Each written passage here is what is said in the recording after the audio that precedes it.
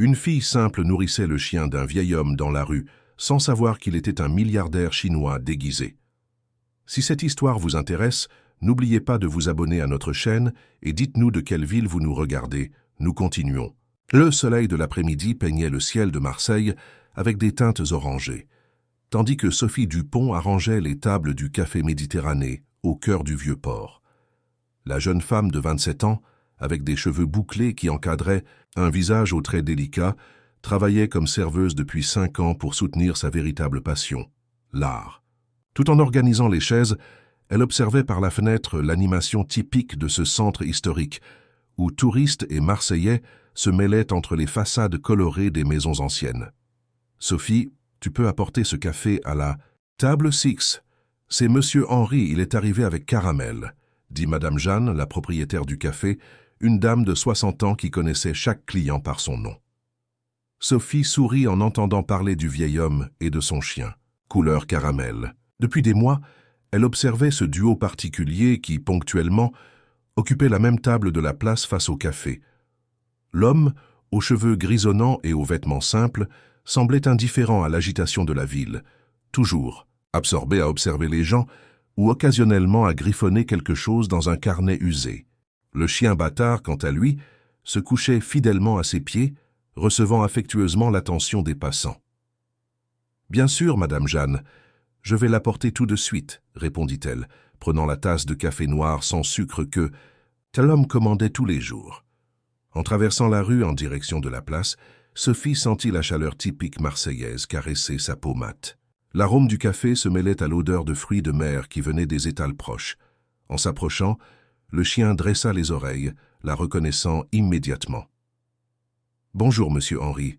Votre café, comme toujours, » dit-elle, posant la tasse sur la table en fer. Le monsieur, qui semblait avoir ses 70 ans, leva les yeux de son carnet où il dessinait. Ses yeux, d'un marron profond, contenaient une vivacité qui contrastait avec les marques du temps sur son visage. « Merci. Petite, tu es très gentille, » répondit-il avec un accent qui ne semblait pas de Marseille, peut-être du nord ou de l'est du pays. Caramel remua la queue et s'approcha de Sophie, qui ne résista pas à lui faire une caresse sur la tête. « Il t'aime. »« Bien, » commenta le monsieur, refermant discrètement son carnet. « Et moi aussi, » répondit-elle, remarquant le geste. « Vous dessinez ?» Henri sourit énigmatiquement. « Juste des griffonnages d'un vieux sans grand-chose à faire. Et toi, tu travailles au café depuis longtemps, n'est-ce pas? Je t'observe toujours servir les clients avec tant d'attention. » L'observation prit Sophie par surprise. Elle n'imaginait pas que l'homme la remarquait autant qu'elle le remarquait. « Oui, ça fait 5 ans. C'est ce qui paie les factures pendant que j'essaie de faire vivre mon art. » Les yeux du vieil homme brillèrent d'intérêt. « Tu es artiste ?»« J'essaie de l'être, » répondit-elle avec un sourire timide. « Je peins des toiles, je fais quelques collages, j'expérimente avec des matériaux recyclés. Rien que le monde n'est encore découvert. » À ce moment, un groupe de touristes passa bruyamment, attirant l'attention de Caramel, qui aboya joyeusement. « Je dois retourner au travail, » dit Sophie, indiquant le café. « C'était agréable de discuter avec vous. » Le médecin disait « Plaisir était pour moi. Peut-être qu'un jour tu me montreras ton art, » répondit Henri, sirotant une gorgée de café. Dans les semaines qui suivirent, cette brève conversation se transforma en un rituel quotidien. Sophie prit l'habitude de s'asseoir avec Henri pendant ses pauses, apportant de petites friandises pour Caramel, qui l'accueillait désormais avec des bonds de joie. Le vieil homme, autrefois taciturne, se révélait être un excellent auditeur et conversateur, avec une sagesse qui fascinait la jeune femme. Un après-midi particulièrement tranquille, Sophie rentra chez elle, un petit appartement dans le quartier de la Plaine, qu'elle partageait avec son amie Claire Olivier, professeure de danse africaine. L'espace, bien qu'étroit, débordait de couleurs et de textures. Les murs étaient couverts de toiles inachevées et divers matériaux artistiques s'éparpillaient dans tous les coins. « Tu sembles différente aujourd'hui, » commenta Claire, qui préparait un thé dans la petite cuisine américaine. Grande, avec des tresses colorées et une énergie contagieuse, elle connaissait Sophie depuis l'enfance dans la banlieue de Marseille. « J'ai rencontré quelqu'un d'intéressant, » répondit Sophie, posant son sac sur le canapé usé. « Ce monsieur de la place, tu sais, celui avec le chien Caramel, nous discutons depuis quelques Semaine. Claire leva un sourcil. Le petit vieux mystérieux qui observe toujours tout le monde. Et alors tu as découvert qui il est? Pas exactement, admit Sophie, prenant une tasse. Mais il comprend tellement l'art, Claire. Aujourd'hui, il a mentionné des techniques de peinture dont je n'avais jamais entendu parler. Il semble connaître chaque mouvement artistique comme s'il les avait tous vécus. Intéressant, murmura Claire, soufflant sur son thé chaud. Et il n'a jamais rien dit de son passé. D'où il vient? Ce qu'il faisait avant? Pas beaucoup. Je sais qu'il s'appelle Henri Mercier, qu'il est venu de Paris il y a quelques années et qu'il vit seul avec Caramel dans une maison à Saint-Victor. Il détourne toujours le sujet quand je demande plus. Mystère, plaisanta Claire, prenant une voix dramatique. Peut-être est-ce un artiste célèbre fuyant les paparazzis ou un millionnaire excentrique. Sophie rit, lui lançant un coussin. Ne sois pas ridicule. C'est juste un monsieur gentil qui aime parler d'art. Ce soir-là, tout en travaillant sur une nouvelle toile dans son petit studio improvisé sur le balcon, Sophie n'arrivait pas à chasser de son esprit les commentaires précis qu'Henri avait faits sur sa technique. C'était comme s'il pouvait voir exactement ce qu'elle essayait d'exprimer, même quand elle-même n'en était pas certaine. Le lendemain, armée de courage et portant un dossier avec quelques-unes de ses esquisses, Sophie s'approcha de la table d'Henri pendant sa pause. « J'ai apporté quelque chose à vous montrer. Si vous voulez voir, dit-elle, s'asseyant à côté de lui. » Le vieil homme ajusta ses lunettes de lecture et ouvrit le dossier avec soin. Ses doigts, marqués par le temps mais encore fermes, tournèrent les pages avec révérence. Il étudia chaque esquisse en silence, hochant occasionnellement la tête ou murmurant quelque chose d'inaudible. « Tu as un don rare, Sophie, » dit-il finalement, la regardant dans les yeux. « Ce n'est pas seulement la technique qui peut s'apprendre, mais quelque chose qui ne s'enseigne pas. Ta capacité à capturer l'essence, l'âme des choses. » Sophie sentit son visage rougir face à ce compliment inattendu. « Merci, mais j'ai encore tant à apprendre. »« Nous tous, » répondit-il avec un sourire serein. « L'art est un voyage sans destination finale. L'important est de continuer à marcher. » Caramel, percevant l'émotion dans l'air, appuya sa tête sur le genou de Sophie comme s'il voulait aussi participer à ce moment. « Tu sais, » continua Henri, refermant le dossier avec soin, « il y a un concours d'art visuel qui aura lieu bientôt ici à Marseille, le Festival Nouveau Talent de Provence. Tu devrais y participer. »« Moi ? Non, je n'ai pas le niveau pour ça, » répondit Sophie, secouant la tête. « Ce sont des artistes professionnels, des gens avec une formation académique, des connexions. Et toi, tu as quelque chose que beaucoup d'entre eux ont perdu en chemin, l'authenticité, » interrompit Henri, avec une fermeté surprenante dans sa voix habituellement douce. « Promets-moi que tu y réfléchiras. » Avant qu'elle ne puisse répondre, Madame Jeanne l'appela pour retourner au travail. Avec un signe rapide, Sophie prit congé, laissant Henri à ses pensées et Caramel avec une dernière caresse. Alors qu'elle retournait au café, elle ne remarqua pas l'homme en costume qui observait Henri à distance, parlant discrètement au téléphone. « Je l'ai trouvé, docteur Richard. Il est ici au Vieux-Port, exactement comme nous le soupçonnions. » Le festival Nouveau Talent. De Provence était bien plus qu'un simple concours d'art. Il représentait l'une des principales portes d'entrée pour les artistes émergents sur la scène nationale. Des affiches colorées annonçant l'événement commencèrent à apparaître dans tout Marseille, y compris dans la vitrine du Café Méditerranée, où Sophie ne pouvait s'empêcher de les regarder avec un mélange de désir et d'appréhension. « Tu penses toujours au concours ?» demanda Madame Jeanne, surprenant Sophie, alors qu'elle fixait l'affiche pour la énième fois. « C'est trop prétentieux de ma part, Madame Jeanne. Il y a des gens avec une formation aux beaux-arts, des artistes, qui ont déjà exposé dans des galeries. » La dame posa les mains sur ses hanches larges. « Et depuis quand faut-il un diplôme pour avoir du talent, ma petite? Monsieur Henri ne cesse de parler de tes œuvres. Je n'ai jamais vu cet homme aussi enthousiaste pour quelque chose depuis qu'il a commencé à fréquenter mon café. » Sophie sentit son cœur s'accélérer. Ces derniers jours, ses conversations avec le vieil homme étaient devenues le point culminant de ses après-midi. Il semblait comprendre son art d'une manière que personne d'autre ne pouvait, comme s'il pouvait voir à travers les couches de peinture pour trouver les émotions qu'elle essayait d'exprimer. « Quand on parle du loup, » murmura Madame Jeanne avec un sourire, regardant par la fenêtre. Henri venait d'arriver avec Caramel, mais aujourd'hui il semblait différent. Il marchait avec difficulté, s'appuyant sur une canne que Sophie n'avait jamais vue auparavant. Le chien, toujours attentif, marchait plus lentement, comme s'il comprenait l'état de son maître. « Je vais lui porter son café », dit Sophie, préparant déjà la tasse. En s'approchant de la table, elle remarqua que le visage du vieil homme était plus pâle que d'habitude. « Monsieur Henri, vous allez bien ?» Il leva les yeux et pendant un moment sembla ne pas la reconnaître. Puis ses yeux s'illuminèrent avec le sourire caractéristique. « Ah, Sophie, juste une petite douleur dans les articulations. Rien qu'un. Bon café n'aide à améliorer. » Elle posa la tasse sur la table et s'assit inquiète. « Vous êtes sûre? Vous semblez fatiguée. Les années ne pardonnent pas, ma jeune amie, » répondit-il avec un soupir. « Mais je ne suis pas venu ici pour parler de mes maux. Alors, tu as décidé pour le festival ?» Sophie détourna le regard vers la place, où des enfants jouaient, sous l'œil attentif des mères. « Je ne sais pas, monsieur Henri, et si je fais figure d'idiote, et si personne ne comprend ce que je veux exprimer? » « Et s'ils comprennent, rétorqua-t-il, se penchant en avant. « Et si ton art touche ne serait-ce qu'une seule personne de la manière dont il m'a touché, ne serait-ce pas suffisant ?» Caramel, comme s'il voulait participer à la conversation, appuya sa tête sur le genou de Sophie. Elle sourit, caressant les oreilles douces de l'animal.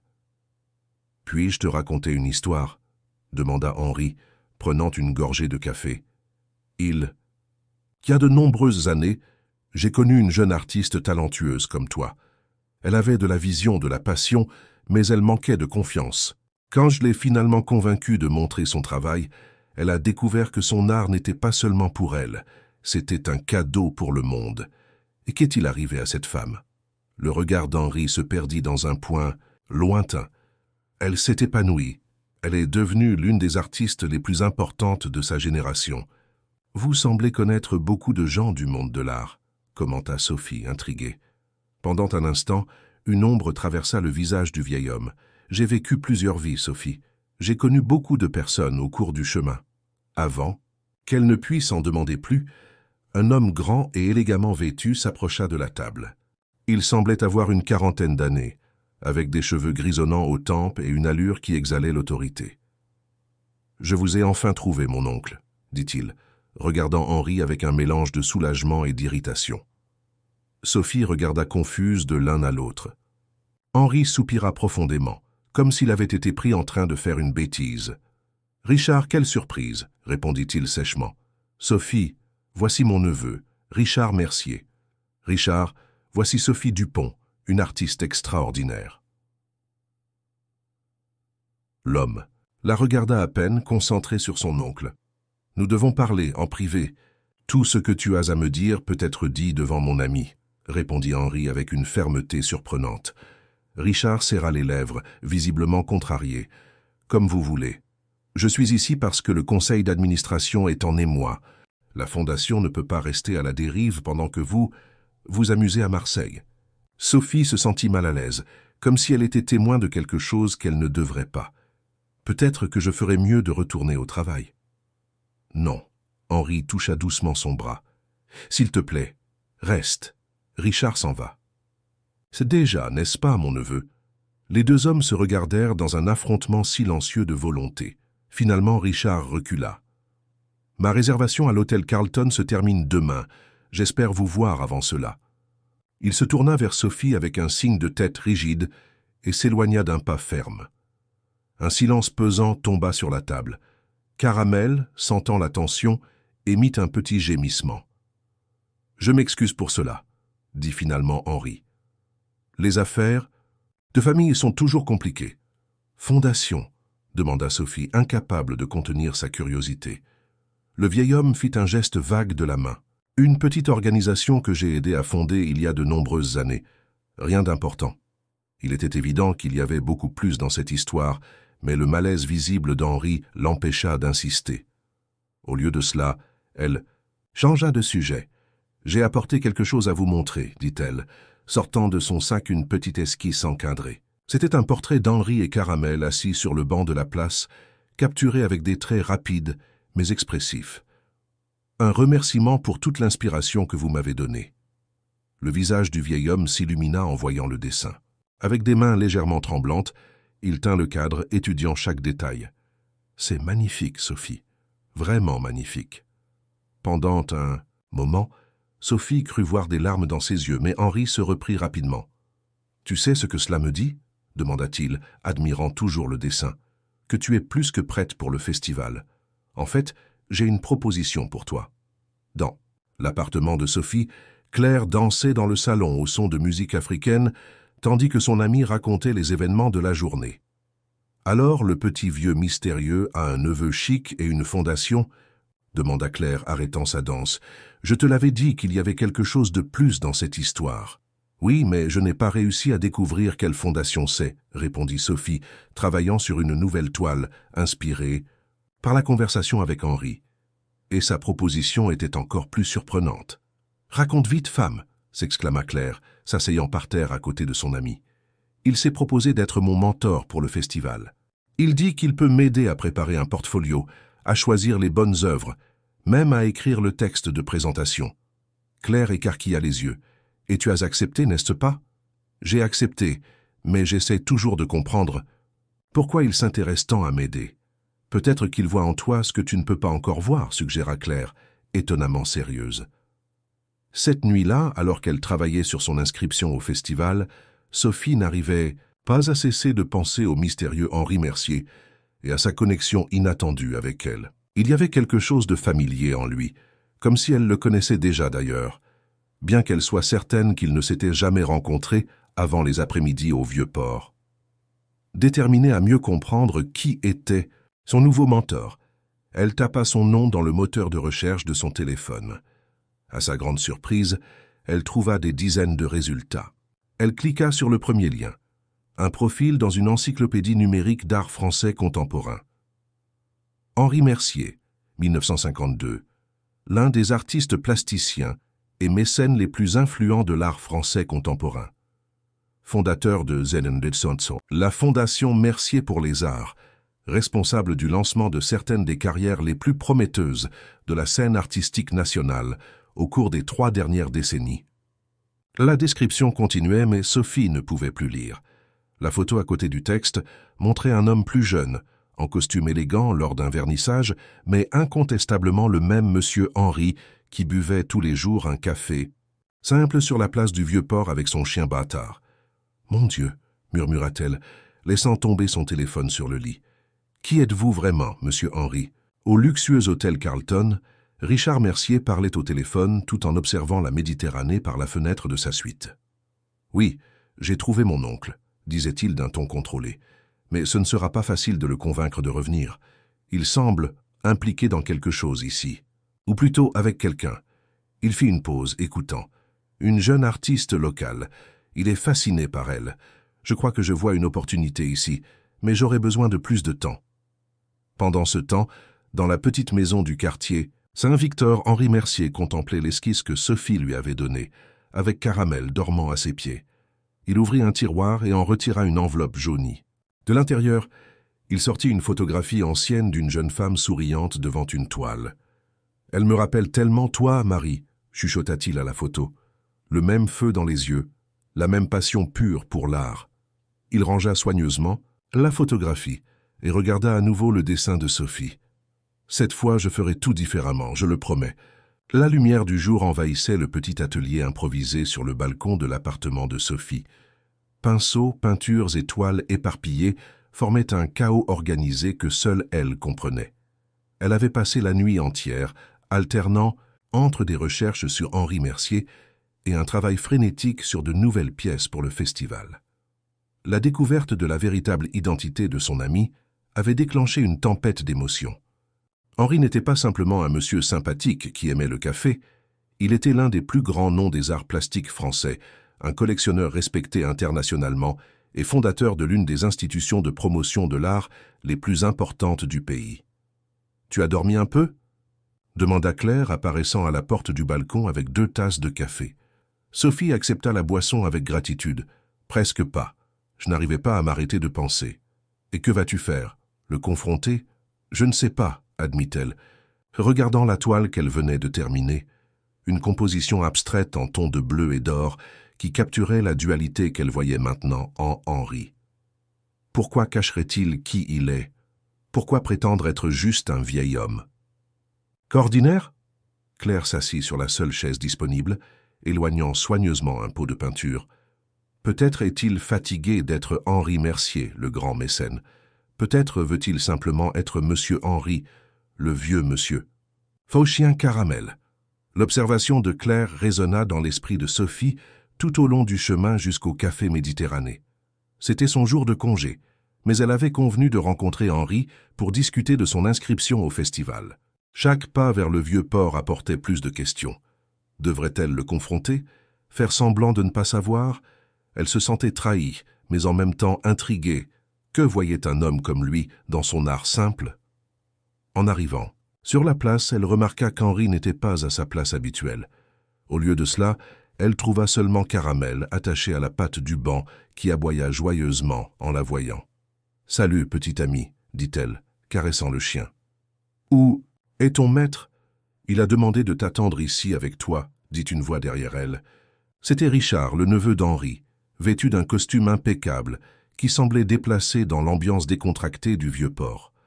Sophie se leva, mal à l'aise. Est-il arrivé quelque chose à monsieur Henri? Richard l'étudia un moment, comme s'il évaluait la valeur d'une œuvre d'art. Mon oncle va bien. Il m'a demandé de te remettre ceci. Il tendit une enveloppe de papier épais avec son nom écrit d'une calligraphie élégante. Confuse, Sophie accepta l'enveloppe. Il ne vient pas? Il a eu un contretemps. Il s'excuse pour le dérangement. Le ton de Richard était poli, mais il y avait quelque chose de calculateur dans son regard. Tu ne savais vraiment pas qui il était, n'est-ce pas? La question la prit au dépourvu. Fascinant, murmura Richard, plus pour lui-même. Mon oncle a toujours eu un talent spécial pour trouver des diamants bruts. Il consulta sa montre-bracelet très coûteuse. Je dois partir. Je suis certain que nous nous reverrons, mademoiselle Dupont. Avec un bref signe de tête, il s'éloigna, laissant Sophie seule avec Caramel et ses questions sans réponse. Le chien gémit, comme s'il partageait sa confusion. « Viens, mon ami, dit-elle, détachant la laisse. Allons chercher ton maître. » L'enveloppe dans ses mains pesait comme du plomb.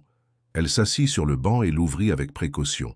À l'intérieur se trouvait une carte avec une adresse dans le quartier Saint-Victor et un message simple. « Viens me rendre visite. Nous avons beaucoup à discuter. Amen Caramel, H.M. » Ses mains tremblaient légèrement tandis qu'elle rangeait la carte dans son sac. L'idée de confronter Henri sur son propre territoire l'intimidait, mais sa curiosité était plus forte. Avec Caramel marchant docilement à ses côtés, elle se dirigea vers l'arrêt de bus. Le quartier Saint-Victor, avec ses rues escarpées et ses vieilles maisons, gardait un air de mystère. Suivant l'adresse, Sophie s'attendait à trouver une imposante demeure, digne d'un homme de l'envergure d'Henri Mercier. Au lieu de cela, elle s'arrêta devant une maison modeste, à la façade bleue délavée, avec un petit porche protégé par une grille ouvragée. Avant qu'elle puisse frapper, la porte s'ouvrit. Henri apparut, sans la canne, vêtu d'une chemise simple et d'un pantalon de lin. « Tu es venu, dit-il avec un sourire qui ne cachait pas une certaine nervosité, et tu as amené mon compagnon. Merci. » Caramel courut à l'intérieur, familier avec l'environnement. Sophie resta sur le seuil, incertaine. « S'il te plaît, entre, » invita Henri, ouvrant davantage la porte. L'intérieur de la maison était étonnamment simple. Des meubles anciens mais sans ostentation, des murs avec quelques gravures encadrées, des livres empilés sur des tables. Le seul indice de la véritable identité du propriétaire était une petite sculpture sur un buffet, une pièce que Sophie reconnut immédiatement comme l'œuvre de François Morellet. « Tu acceptes un thé ?» offrit Henri, indiquant le canapé. « Je préfère des réponses, » répondit Sophie, toujours debout. « Pourquoi m'avez-vous menti, monsieur Henri? Ou devrais-je vous appeler monsieur Mercier, le célèbre mécène de l'art français ?» Le vieil homme soupira, passant sa main dans ses cheveux gris. « Je n'ai pas menti, Sophie. J'ai simplement omis des parties de mon passé. S'il te plaît, assieds-toi. L'histoire est longue. » À contre-cœur, elle obéit. Caramel vint se coucher à ses pieds, comme pour offrir un soutien moral. Il y a 3 ans, commença Henri, s'asseyant dans un fauteuil en cuir usé. J'ai subi une crise cardiaque pendant que je participais à une vente aux enchères à Paris. C'était éclairant, disons. Pendant que j'étais à l'hôpital, entouré de personnes qui ne s'intéressaient qu'à mon argent et à mon influence, j'ai réalisé que j'avais perdu quelque chose d'essentiel en chemin. « Quoi ?» demanda Sophie. Son ressentiment initial cédant place à la curiosité, l'authenticité, la même qualité que j'ai vue en toi dès le premier instant. Ses yeux rencontrèrent les siens avec une sincérité désarmante. J'ai décidé de m'éloigner. J'ai laissé la gestion de la fondation entre les mains de Richard, j'ai pris quelques économies et je suis venu à Marseille recommencer. Pourquoi me cacher qui vous étiez ? Henri sourit tristement. Au début, ce n'était pas intentionnel. J'étais juste un vieil homme anonyme prenant un café, et toi, une jeune femme gentille qui m'apportait ma tasse. Mais quand nous avons commencé à parler d'art, quand j'ai vu ton travail. Il fit une pause, choisissant ses mots. J'ai craint que la célébrité Henri Mercier n'éclipse ce que nous étions en train de construire. J'ai craint que tu changes ta façon d'être. Avec moi. Sophie absorba ses paroles en silence. Une partie d'elle comprenait sa motivation, mais une autre partie se sentait encore trompée. « Et maintenant ?» demanda-t-elle finalement. « Pourquoi avez-vous décidé de révéler la vérité ?»« Parce que je veux t'aider, Sophie. Non pas comme un mentor anonyme, mais comme quelqu'un qui peut réellement ouvrir des portes. » Il se leva et marcha jusqu'à une étagère, d'où il retira un dossier. « Ton inscription pour le festival est prête, il ne manque que ta signature. » Elle prit le dossier, l'ouvrant avec précaution. Les documents étaient impeccablement remplis, avec une sélection de photographies professionnelles de ses œuvres, des photos dont elle ne se souvenait pas avoir prises. « Comment avez-vous obtenu ces photos ?»« Richard a ses talents, admit, Henri avec un léger sourire. Il peut sembler froid, mais il est extrêmement efficace. » Sophie feuilleta les documents, impressionnée par la présentation professionnelle. « Pourquoi faites-vous cela pour moi ? Il y a tant d'artistes talentueux à Marseille. » Henri hésita, un conflit visible sur son visage. Puis, à pas lents, il se dirigea vers une porte latérale que Sophie n'avait pas remarquée auparavant. « Viens avec moi. Il y a quelque chose que je dois te montrer. » La pièce était petite, éclairée par une lucarne qui baignait l'espace de lumière naturelle. Contrairement au reste de la maison, ici, il n'y avait pas de simplicité. C'était un atelier complet, avec des chevalets, des peintures importées et des outils de sculpture. Sur les murs, des toiles à différents stades d'achèvement révélaient la main d'un maître. « Vous peignez encore », murmura Sophie, émerveillée. « L'artiste ne prend jamais vraiment sa retraite », répondit Henri, marchant vers une armoire, dans le coin. « Mais ce n'est pas ce que je veux te montrer. » D'un tiroir verrouillé, il sortit une boîte en bois sculptée. Il la posa sur une table et l'ouvrit avec révérence. À l'intérieur, protégée par un tissu de soie, se trouvait une photographie encadrée. « Voici Marie, dit-il, remettant le cadre à Sophie. « Ma femme. » La photographie montrait une jeune femme radieuse, des pinceaux à la main devant une énorme toile. Il y avait quelque chose de familier en elle que Sophie n'arrivait pas à identifier. Elle était peintre ? L'une des plus brillantes que j'ai jamais connues, confirma Henri, la voix étouffée par l'émotion. Marie avait un don spécial pour capturer l'âme des gens dans ses toiles. Nous nous sommes rencontrés à l'école des Beaux-Arts, bien avant que je ne devienne un nom connu. Sophie étudia la photographie, notant la date dans le coin, 1978. Que lui est-il arrivé ? Henri respira profondément, comme s'il rassemblait ses forces. Marie est tombée malade quand nous commencions nos carrières, une tumeur au cerveau. Les médecins lui ont donné 6 mois, mais elle a lutté pendant 2 ans. Ses yeux brillaient de larmes contenues. Avant de partir, elle m'a fait promettre 2 choses, que je n'arrêterai jamais de peindre et que j'utiliserai mon influence. Pour aider les jeunes talents à ne pas rencontrer les mêmes difficultés que nous. La Fondation Mercier, conclut Sophie, comprenant enfin. Oui, j'ai créé la Fondation en sa mémoire. Pendant des années, j'ai tenu ma promesse, mais avec le temps, sa voix faiblit. Avec le temps, j'ai perdu le but original. Je suis devenu un collectionneur, un nom, une marque. La Fondation est devenue une entreprise, pas une mission. Et puis vous êtes venu à Marseille. Henri acquiesça, reprenant la photographie avec délicatesse, pour redécouvrir qui j'étais. Et c'est là que je t'ai trouvé. Il regarda directement dans les yeux de Sophie. Tu as le même feu que Marie avait, la même pureté artistique.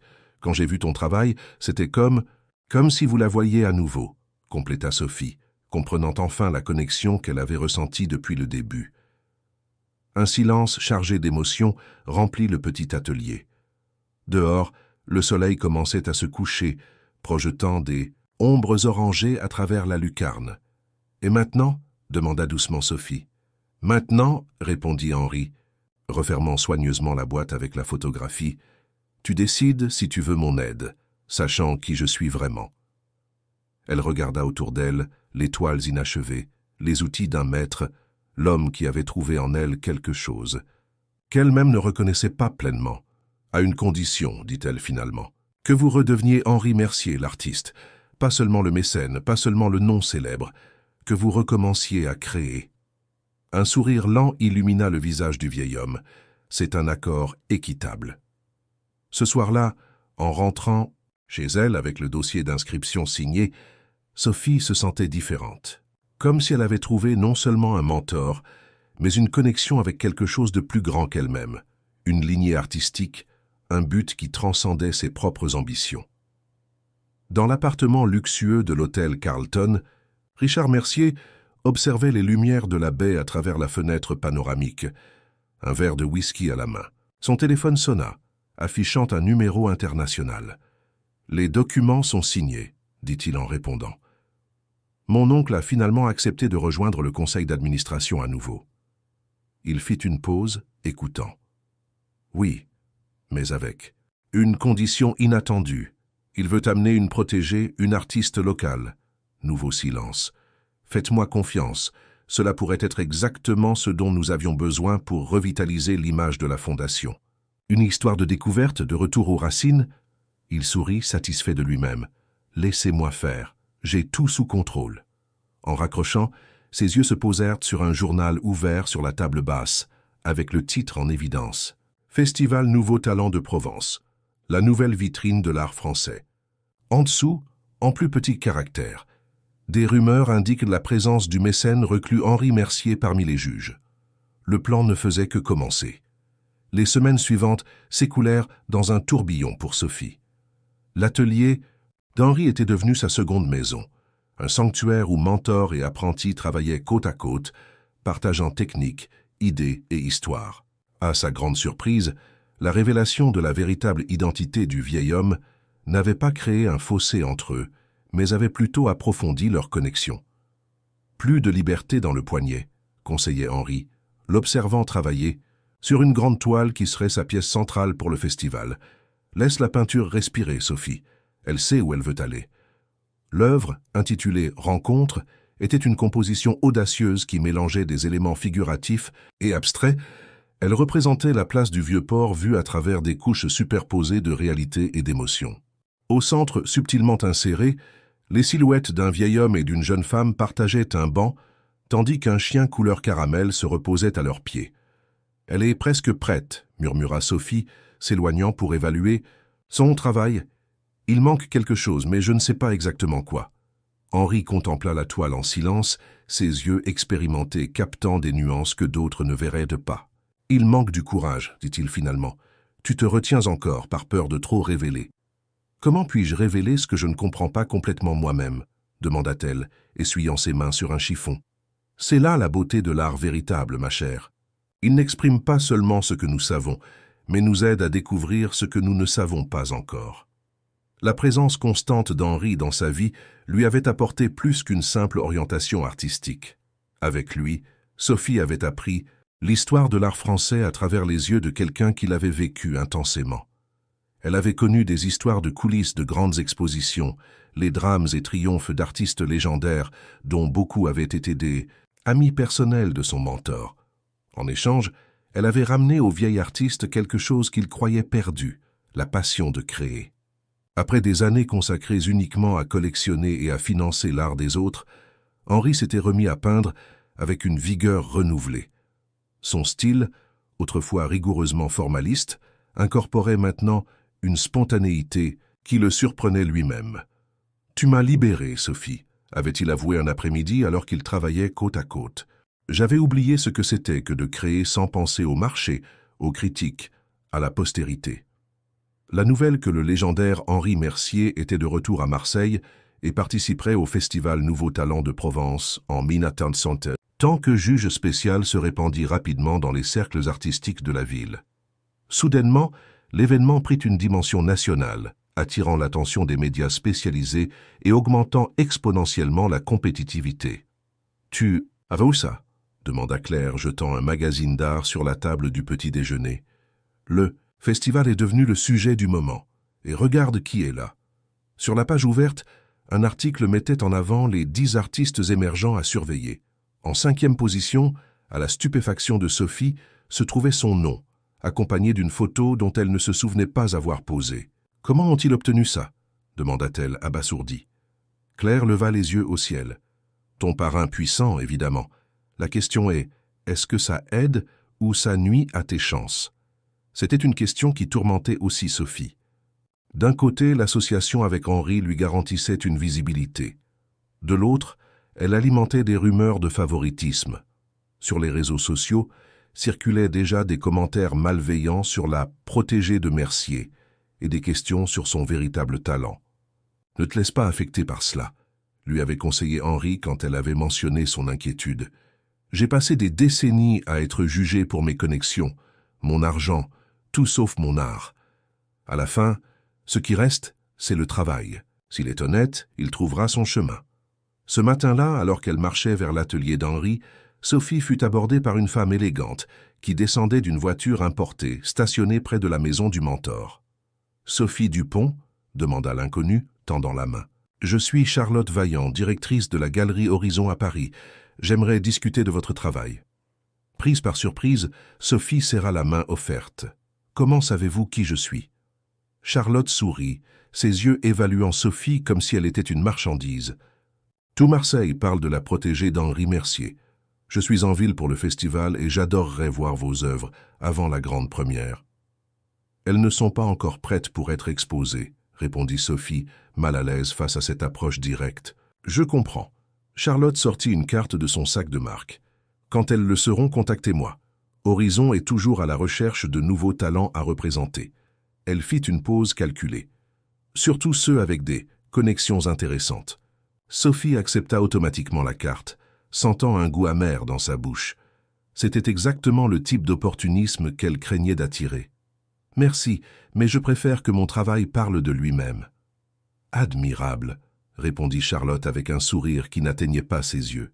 « Mais dans ce monde, ma chère, le travail parle rarement plus fort que les bonnes connexions. » Avec un bref signe de tête, elle retourna à sa voiture. Quand Sophie entra dans l'atelier, elle trouva Henri dans une discussion animée avec Richard. Les deux hommes se turent immédiatement en la voyant. « Bonjour, Sophie », salua Richard avec une politesse forcée. « Nous parlions justement de toi. »« J'espère que c'était en bien, » répondit-elle, essayant d'alléger la tension palpable dans l'air. Henri s'approcha, visiblement irrité par son neveu. « Richard a quelques idées sur ta participation au festival que je n'approuve pas. Il pense que nous devrions utiliser notre connexion pour maximiser l'exposition. »« Ce que mon oncle essaie de dire, » intervint Richard, ajustant sa cravate impeccable, « c'est que nous avons une opportunité unique de transformer tes débuts au festival en quelque chose de beaucoup plus grand. La Fondation Mercier pourrait parrainer une exposition parallèle exclusive pour toi, avec une couverture médiatique nationale. Et j'ai dit que ce serait précisément le type de favoritisme qui nuirait à Sophie à long terme, compléta Henri, avec fermeté. Sophie regarda de l'un à l'autre, se sentant comme une pièce dans un jeu d'échecs qu'elle ne comprenait pas complètement. « Je vous remercie pour l'offre, Richard, mais je préfère suivre les mêmes étapes que n'importe quel autre participant du festival. » Richard l'étudia un moment, avec un mélange d'irritation et de curiosité. « Vous êtes plus semblable que vous ne l'imaginez, » commenta-t-il finalement. « Si, idéaliste et têtu. »« Je préfère appeler ça de l'intégrité, » rétorqua Henri. Avec un soupir exaspéré, Richard consulta sa montre. « Je dois y aller. J'ai une réunion avec les sponsors du festival dans une demi-heure. » Il se tourna vers Sophie. « Réfléchis à ce que j'ai dit. Mon offre reste valable. » Quand Richard fut parti, Sophie montra la carte de Charlotte à Henri. « J'ai été abordée par elle dans la rue. On dirait que je suis déjà un investissement potentiel. Henri examina la carte avec une expression grave. Charlotte est un requin dans le monde des galeries. Elle signe des contrats prédateurs avec de jeunes artistes et les écarte quand ils ne sont plus une nouveauté. Il rendit la carte. C'est exactement ce que je craignais en me révélant comme ton mentor. Je me fiche de ce qu'ils disent, affirma Sophie, bien qu'une partie d'elle se sentit profondément gênée. Je veux juste qu'ils voient mon art, pas mes connexions. Et ils le verront, assura Henri, serrant doucement son épaule. Mais d'abord, nous avons du travail à faire. Le festival n'est qu'à 2 semaines. Les jours qui suivirent furent de travail intense. Sophie affinait ses œuvres principales, tandis qu'Henri travaillait sur une série personnelle, la première qu'il produisait en année avec l'intention d'exposer publiquement. Ils avaient décidé qu'il participerait également au festival, non comme juge, mais comme artiste invité spécial, présentant de nouvelles œuvres aux côtés des talents émergents. « Cela détourne une partie de l'attention de toi, » avait-il expliqué, « et montre au monde que je reviens à mes racines, pas seulement en parrainant de nouveaux talents. » L'idée était brillante dans sa simplicité. Au lieu de cacher leur connexion, il la transformait en un récit puissant. Le maître qui redécouvre sa passion en encadrant une nouvelle génération, un cercle complet dans le parcours artistique. Un après-midi particulièrement productif, alors que Sophie donnait les touches finales à Rencontre, Henri reçut un appel qui le laissa visiblement perturbé. « Quoi? Quand » demanda-t-il, la voix tendue. « Oui, j'y vais tout de suite. »« Quelque chose est arrivé ?» demanda Sophie, inquiète de la pâleur soudaine du mentor. Henri raccrocha d'une main tremblante. « Caramel, il a disparu. Une voisine qui le nourrit habituellement quand je suis ici à l'atelier a dit qu'il s'est échappé par le portail. Quand le livreur est arrivé. »« Allons le chercher, » dit immédiatement Sophie, abandonnant ses pinceaux. « Il ne doit pas être allé loin. » Les heures suivantes furent consacrées à une recherche frénétique dans les rues de Saint-Victor. Henri, malgré son âge, parcourut chaque ruelle et colline en appelant son fidèle compagnon. Avec Sophie à ses côtés, à mesure que le soleil se couchait, le désespoir grandissait. Il n'a jamais disparu comme ça auparavant, se lamenta Henri, s'asseyant épuisé sur un banc de place. Caramel est vieux, il ne voit pas bien, il a besoin de moi. Voyant l'angoisse de son ami, Sophie prit une décision. Elle prit son téléphone et appela Claire. « J'ai besoin d'aide. Le chien de Monsieur Henri a disparu et nous sommes désespérés. » Après avoir expliqué la situation, elle raccrocha avec un espoir renouvelé. « Claire va organiser un groupe de recherche avec les gens de son école de danse. Nous allons le retrouver, je vous le promets. » La mobilisation fut impressionnante. En moins d'1 heure, des dizaines de jeunes danseurs, dont beaucoup étaient des résidents du quartier, se répandirent dans les rues avec des photos de Caramel. La nouvelle que le chien du célèbre Henri Mercier avait disparu se répandit rapidement et bientôt commerçants, résidents et même policiers locaux se joignirent à la recherche. Près de minuit, alors qu'Henri était presque à bout de force, le téléphone de Sophie sonna, c'était clair. « Nous l'avons trouvé. Il est sur le vieux port, sous notre banc. » Les retrouvailles furent émouvantes. Caramel, effrayé mais indemne, avait parcouru toute la distance jusqu'à l'endroit où il s'asseyait avec Henri tous les après-midi. En voyant son maître, le chien bondit de joie, léchant son visage tandis que le vieil homme l'étreignait sans cacher ses larmes. « Merci, » dit Henri, regardant le groupe de jeunes qui s'étaient rassemblés autour. « Je n'oublierai jamais ce que vous avez fait pour moi aujourd'hui. » De retour à la maison d'Henri, avec Caramel confortablement installé dans son lit, Sophie réalisa que quelque chose avait changé. L'expérience partagée avait créé un lien encore plus profond entre elle et le mentor, plus seulement une connexion artistique, mais quelque chose qui ressemblait à une famille choisie. « Tu sais ce que j'ai réalisé aujourd'hui ?» dit Henri, servant 2 tasses de thé. « Que malgré tout mon prétendu prestige et influence, ce sont les gens ordinaires, les jeunes du quartier qui ont vraiment fait la différence quand j'en ai eu besoin. Les connexions qui comptent vraiment ne sont pas celles qui apparaissent dans les magazines d'art, convint Sophie.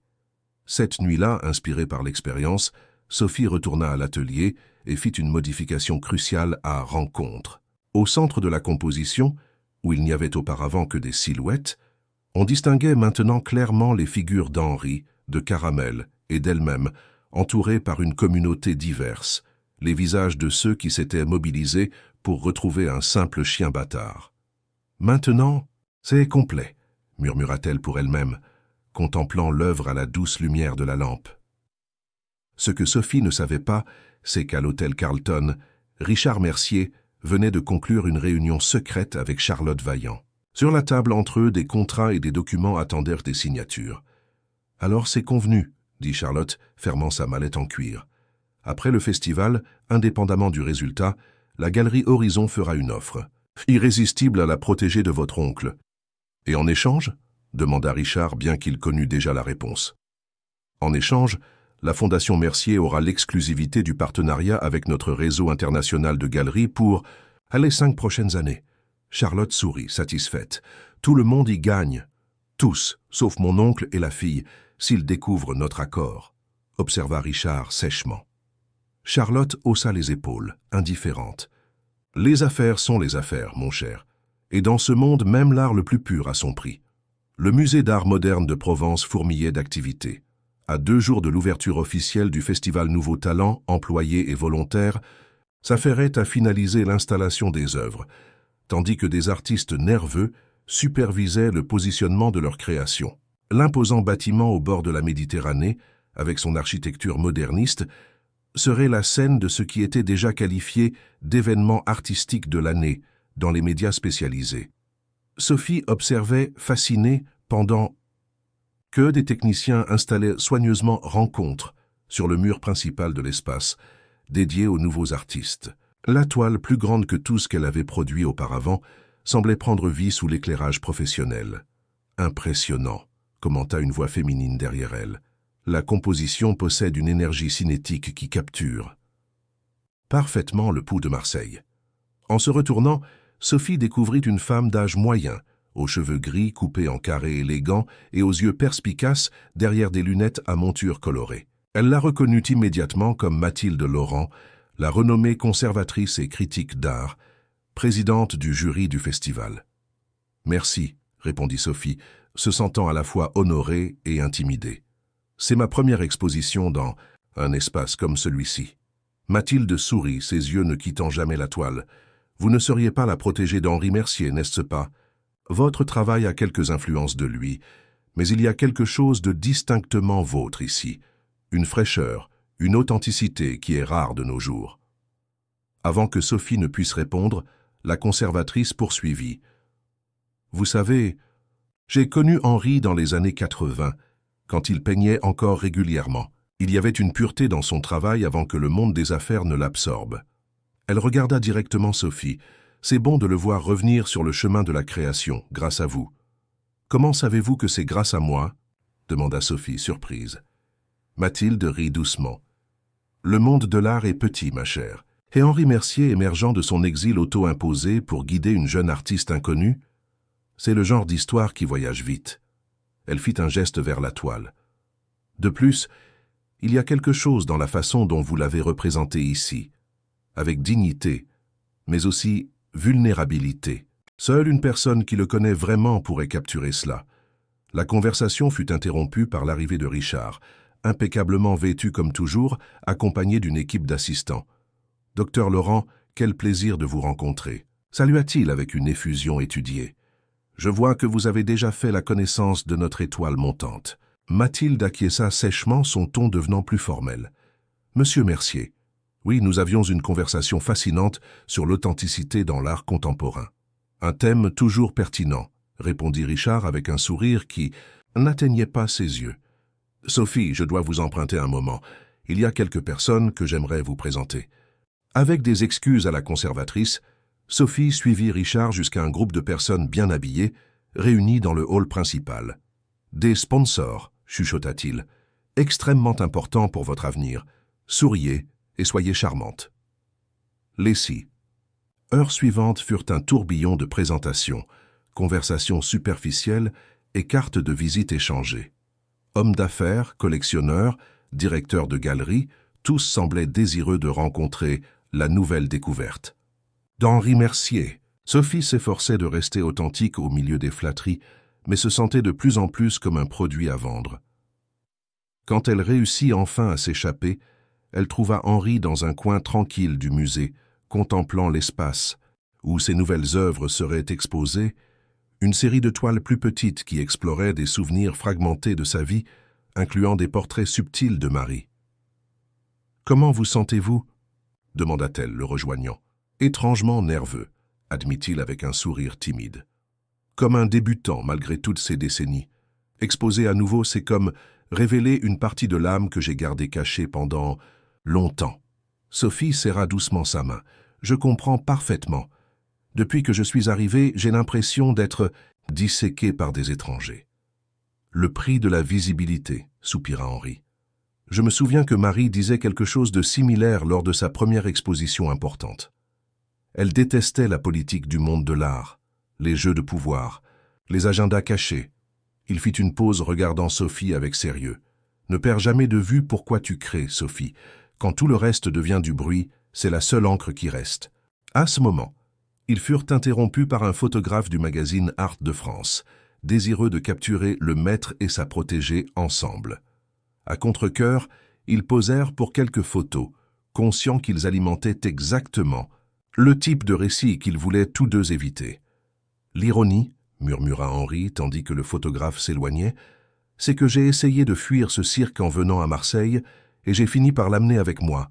Et pire, parti entraîné. » « Vous ne m'avez pas entraîné, » corrigea fermement Sophie. « J'y suis entré les yeux ouverts. » Le reste de la journée fut consacré aux derniers ajustements de l'exposition. Au crépuscule, épuisés mais satisfaits, Sophie et Henri marchaient le long du vieux port, profitant de la brise marine et du ciel teinté d'orange. Caramel, désormais inséparable des deux, trottait joyeusement devant. « Après-demain, tout change, » commenta Henri, contemplant l'horizon.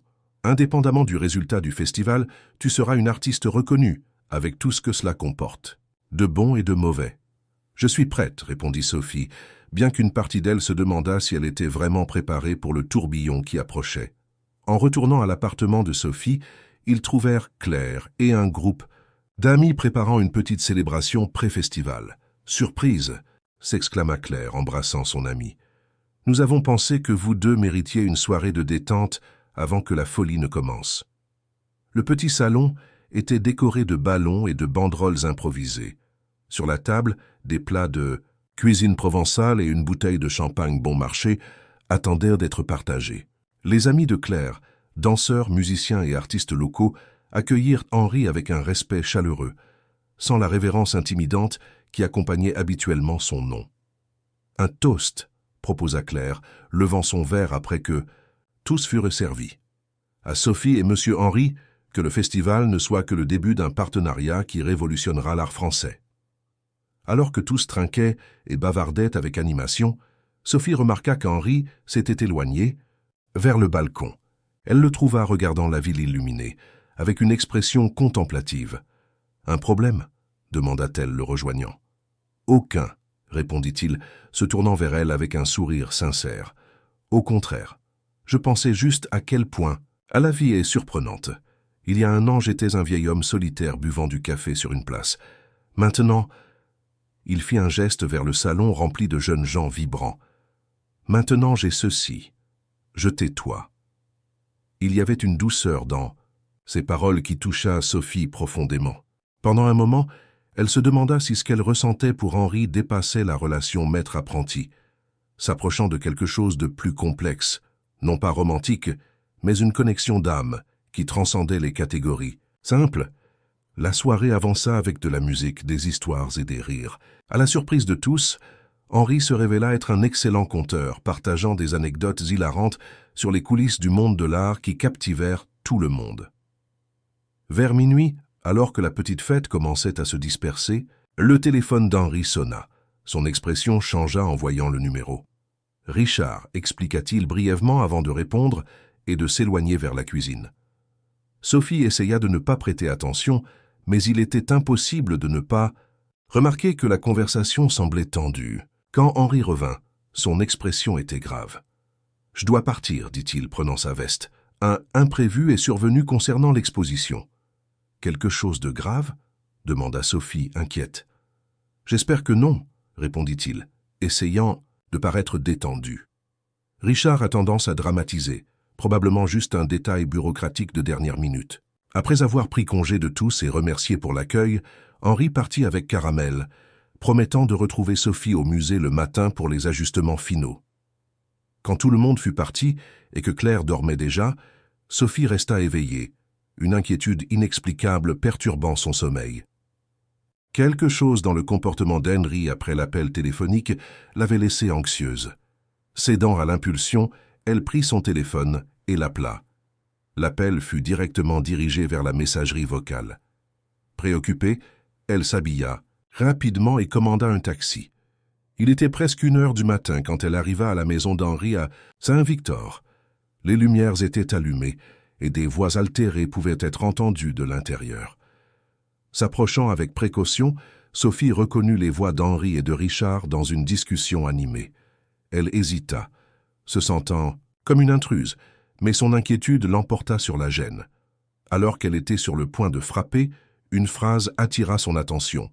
« Vous ne pouvez pas me faire ça !» s'exclamait Richard. « Le contrat avec la galerie Horizon est pratiquement signé. Il compte sur la fille. Sans mon consentement ni le sien, rétorqua Henri, sa voix tremblant de colère. Tu négocies l'avenir de Sophie comme si elle était une marchandise. J'assure son avenir. Horizon est l'une des plus grandes galeries du pays, avec des contrats prédateurs qui l'enchaîneraient pendant des années. Je ne te permettrai pas de transformer Sophie en un produit comme tu l'as fait avec moi. » Sophie sentit son sang se glacer. Elle s'adossa au mur, essayant de comprendre ce qu'elle entendait. « C'est ce que vous pensez ?» La voix de Richard était maintenant dangereusement calme. « Que je vous ai transformé en un produit. J'ai construit votre héritage, mon oncle. J'ai fait d'Henri Mercier une marque respectée mondialement, pendant que vous vous noyiez dans l'auto-apitoiement après la mort de Marie. N'ose pas mentionner son nom, tonna Henri. Pourquoi pas? C'est votre obsession pour elle qui vous aveuglez. Marie est morte depuis 30 ans, et vous continuez à vivre comme si elle allait revenir à tout moment. Et maintenant vous avez trouvé cette fille, qui vous la rappelle et vous pensez pouvoir réécrire le passé. » Le silence qui suivit fut si lourd que Sophie pouvait entendre son propre cœur battre. Puis, la voix d'Henri, maintenant fatiguée, est vaincue. « Sors de ma maison, Richard. Demain, j'annoncerai mon départ définitif de la Fondation. Tu peux diriger l'empire que nous avons construit comme bon te semble, mais laisse Sophie en dehors de ça. Vous le regretterez, » menaça Richard. « Sans la Fondation derrière elle, votre protégée ne sera qu'une artiste médiocre de plus, essayant de se démarquer. » Entendant des pas s'approcher de la porte, Sophie recula rapidement vers les ombres. Richard sortit, claquant la porte avec force, et partit dans sa voiture sans la remarquer. Pendant de longues minutes, Sophie resta immobile, débattant intérieurement entre frapper à la porte ou s'en aller. La révélation que Richard négociait son avenir sans son consentement l'avait abasourdie. Plus troublante encore était l'insinuation de Richard qu'Henri la voyait comme un substitut de Marie. Était-ce possible? Tout l'intérêt, tout le soutien, toute la connexion qu'elle ressentait, n'était-il que le reflet d'une obsession non résolue? Le cœur lourd, Sophie s'éloigna silencieusement et marcha jusqu'à trouver un taxi. Pendant le trajet de retour, des images et fragments de conversations passées prenaient de nouvelles significations sous cette lumière inquiétante. La photo encadrée qu'Henri gardait si précieusement. Ses commentaires sur les ressemblances entre Sophie et Marie. L'émotion dans ses yeux quand il regardait certaines de ses œuvres. En arrivant chez elle, elle trouva Claire réveillée, inquiète de sa disparition. « Que s'est-il passé ?» demanda son amie, remarquant son expression troublée. Sophie s'effondra sur le canapé, se sentant épuisée physiquement et émotionnellement. « Je ne sais plus en qui faire confiance, Claire, ou si tout ce qui s'est passé ces derniers mois était réel ou juste. Un fantasme. » Tout en expliquant ce qu'elle avait entendu, des larmes silencieuses coulaient sur son visage. Claire écouta sans interrompre, tenant fermement sa main. « Que vas-tu faire ?» demanda-t-elle finalement. Sophie essuya ses larmes, une détermination grandissant dans sa poitrine. « Demain, je vais le confronter. Je dois savoir la vérité. S'il me voit comme Sophie, ou juste comme un fantôme de Marie. » À l'hôtel, Carlton Richard Mercier passait un appel international, son visage un masque de froide détermination. « Il y a eu une complication, dit-il. Mon oncle a découvert l'accord avec Horizon. Oui, je sais ce qui est en jeu. Il fit une pause, écoutant. Non, ça n'ira pas jusque-là. J'ai un plan alternatif. La fille est son point faible, ça l'a toujours été. Et maintenant j'ai découvert qu'elle est aussi sa plus grande vulnérabilité. Dans la maison de Saint-Victor, Henri était assis seul dans son atelier, contemplant 2 peintures côte à côte, un portrait ancien de Marie et une esquisse récente de Sophie. Les ressemblances étaient indéniables, pas seulement physiques, mais dans l'énergie qui émanait des deux, cette flamme intérieure qu'il avait toujours cherché à capturer dans son propre art. « Qu'est-ce que je fais, Marie » murmura-t-il, dans le silence. « Est-ce que j'essaie vraiment de te remplacer, ou est-ce que j'essaie simplement de faire cette fois ce que je n'ai pas pu faire pour toi ?» Caramel, sentant son angoisse, s'approcha et appuya sa tête sur son genou. Henri caressa le chien distraitement, perdu dans ses pensées. Demain serait le jour de vérité, à plus d'un titre. Le matin de l'ouverture du Festival Nouveaux Talents de Provence se leva avec un ciel bleu sans nuages, comme si Marseille voulait offrir à l'événement sa lumière la plus parfaite. Dès le début, le musée d'art moderne bouillonnait des préparatifs finaux, équipes techniques ajustant les lumières, attachés de presse distribuant des accréditations, serveurs organisant des plateaux pour le cocktail qui suivrait la cérémonie d'ouverture. Sophie arriva tôt, avant même que les portes ne soient ouvertes au public. Elle avait passé une nuit sans sommeil, se retournant dans son lit alors que les mots entendus dans la maison d'Henri résonnaient dans son esprit. Elle portait une robe simple en coton imprimée de motifs provençaux, réalisée spécialement par une amie de Claire pour l'occasion. Un choix qui reflétait ses racines et son engagement envers l'authenticité qu'elle valorisait tant dans son art. En entrant dans la salle principale, elle s'arrêta un moment impressionnée par la transformation de l'espace. Sous l'éclairage professionnel, les œuvres prenaient une dimension presque magique. Sa propre rencontre dominait un mur stratégique, visible dès l'entrée, une position privilégiée qui n'était certainement pas accidentelle. Impressionnant, n'est-ce pas? La voix de Mathilde Laurent la surprit. La conservatrice s'approcha, déjà habillée pour la cérémonie dans un ensemble élégant en lin. « L'espace ou la politique derrière la disposition des œuvres ?» demanda Sophie, avec une franchise qui la surprit elle-même. Mathilde leva les sourcils, puis sourit avec approbation. Les deux. Chaque centimètre de mur dans ce musée est un territoire disputé. Votre emplacement privilégié a soulevé quelques sourcils, je dois l'avouer. Je n'ai pas demandé de traitement spécial, affirma Sophie fermement. Je sais, répondit Mathilde. C'était une exigence de Richard Mercier, assez insistant d'ailleurs. Elle étudia le visage de Sophie avec intérêt. Quelque chose me dit que ce n'est pas une bonne nouvelle pour vous. Sophie hésita, incertaine de ce qu'elle devait révéler. Disons que je découvre qu'il y a plus de couches dans cette histoire que je ne l'imaginais initialement. Dans le monde de l'art, ma chère, il y en a toujours. Mathilde se pencha légèrement, baissant la voix. Un conseil, avant que cette journée ne se termine, beaucoup tenteront de vous définir, comme la protégée de Mercier, comme la nouvelle sensation, comme le prochain grand pari du marché. Ne laissez aucune de ces définitions vous limiter. Avec une légère pression sur son bras, la conservatrice s'éloigna pour accueillir d'autres invités qui commençaient à arriver. Sophie resta où elle était, assimilant le conseil quand elle sentit une présence familière à ses côtés. « Tu es éblouissante », dit Henri, paraissant fatigué, mais élégant dans un costume léger en lin. Sophie se tourna pour lui faire face toutes les questions qu'elle avait répétées durant la nuit soudainement bloquées dans sa gorge. À ses côtés, Caramel remuait la queue, inconscient de la tension. « Nous devons parler », réussit-elle finalement à dire. L'expression d'Henri devint grave. « Oui, nous devons. Mais pas ici, pas maintenant. Après la cérémonie d'ouverture, je promets d'éclaircir tout. » « Éclaircir quoi exactement ?» insista-t-elle, sentant le courage revenir. « L'accord avec la galerie Horizon que votre neveu négociait dans mon dos ? Ou le fait que vous ne vous êtes intéressé à moi que parce que je vous rappelle votre... C'est des feintes épouse. » Henri pâlit visiblement. « Tu étais là hier soir, tu as entendu notre discussion. Suffisamment pour comprendre que je ne sais plus ce qui est réel dans toute cette histoire. » Le vieil homme ferma les yeux un moment, comme pour rassembler ses forces.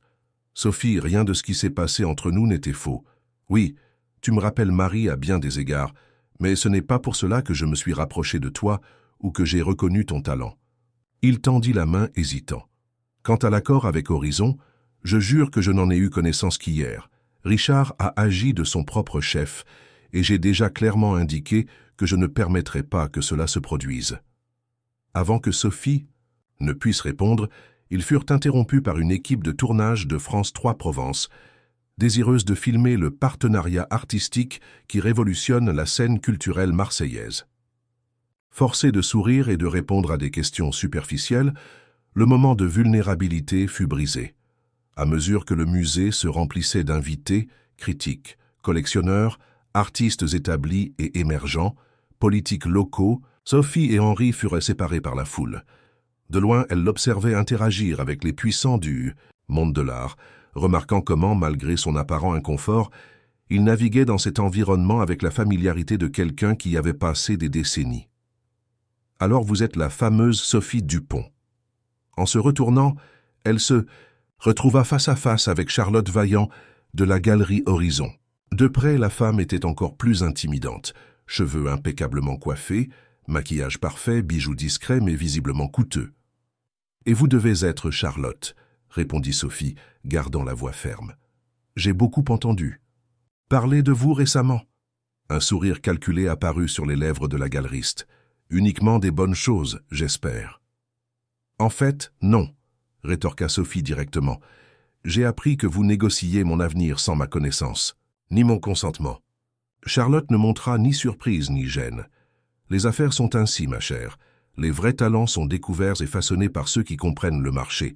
Et vous, définitivement, avez le potentiel pour être un produit lucratif. Je ne suis pas un produit.